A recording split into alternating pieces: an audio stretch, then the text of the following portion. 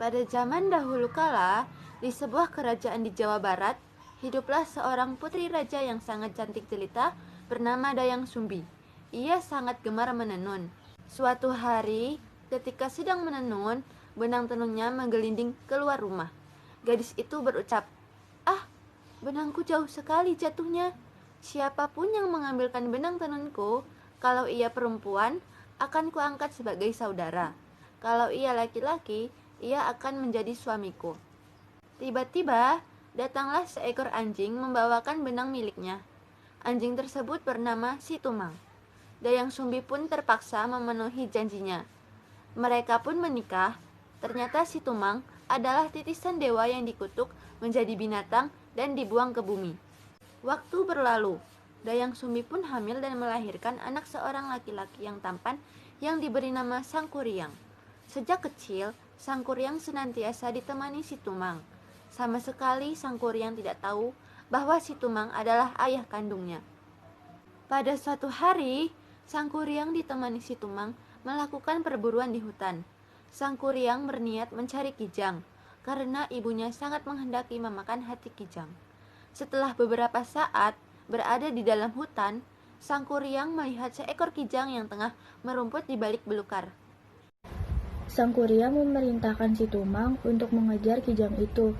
Sangat aneh, Si Tumang yang biasanya penurut, ketika itu tidak menuruti perintahnya. Sangkuriang pun menjadi marah. Katanya, "Jika engkau tidak menuruti perintahku, niscaya aku akan membunuhmu." Ancaman Sangkuriang seakan tidak dipedulikan Si Tumang. Karena jengkel dan marah, Sangkuriang lantas membunuh Si Tumang. Hati anjing itu diambil dan dibawanya pulang ke rumah. Sangkuriang memberikan hati Si Tumang itu kepada ibunya untuk dimasak.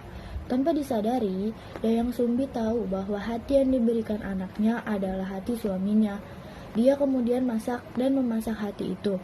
Maka tak terperikan amarah Dayang Sumbi kepada Sangkuriang ketika dia tahu bahwa yang dimakannya adalah hati Si Tumang. Betapa murka Dayang Sumbi. Tanpa disadari, ia memukulkan gayung yang dipegangnya ke kepala Sangkuriang hingga menimbulkan bekas di kepala anak itu. Sangkuriang kesal, lalu pergi meninggalkan rumah. Dayang Sumbi menyesali perbuatannya. Dengan perasaan sedih, ia mengasingkan diri. Kesungguhan dalam betapa membuat para dewa mengadu gerakan kecantikan yang abadi. Tahun berganti tahun. Sangkuriang tumbuh menjadi pemuda tampan dan gagah.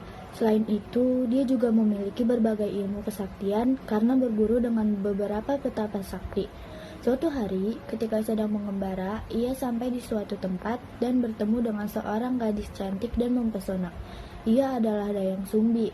Mereka saling jatuh cinta tanpa tahu bahwa mereka adalah ibu dan anak. Sangkuriang pun hendak meminangnya.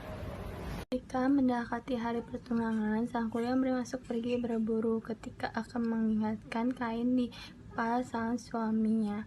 Dayang Sumbi melihat bekas luka yang sama dengan bekas luka anaknya. Ia sangat terkejut dan yakin bahwa calon suaminya adalah anak kandungnya. Dayang Sumbi segera mencari akal untuk mengagalkan pernikahannya. Ia mengajukan persyaratan yaitu membendung sungai Citarum dan membuat sampang yang besar. Kedua syarat ini harus diselesaikan sebelum fajar. Sangkuriang menyanggupinya. Sangkuriang pun meminta bantuan para makhluk gaib untuk menyelesaikan tugas itu. Sebelum menyingsing, Sangkuriang telah hampir menyelesaikan persyaratan itu. Dayang Sumbi panik. Ia meminta perempuan desa menumbuk padi. Ayam jago pun berkokok karena mengira fajar telah datang. Makhluk gaib pun yang datang membantu Sangkuriang pun ketakutan. Sangkuriang sangat kesal, usaha gagal sudah. Dengan marah ia menjebolkan yang telah hampir selesai dibuatnya. Akhirnya terjadilah banjir yang melanda seluruh desa. Sampan yang juga telah jadi pun ia tendang sehingga terdapat jauh yang terbalik. Sampan besar itu lama-kelamaan berubah menjadi sebuah gedung yang kemudian diberi nama Gunung Tangkuban Perahu, yang artinya perahu terbang.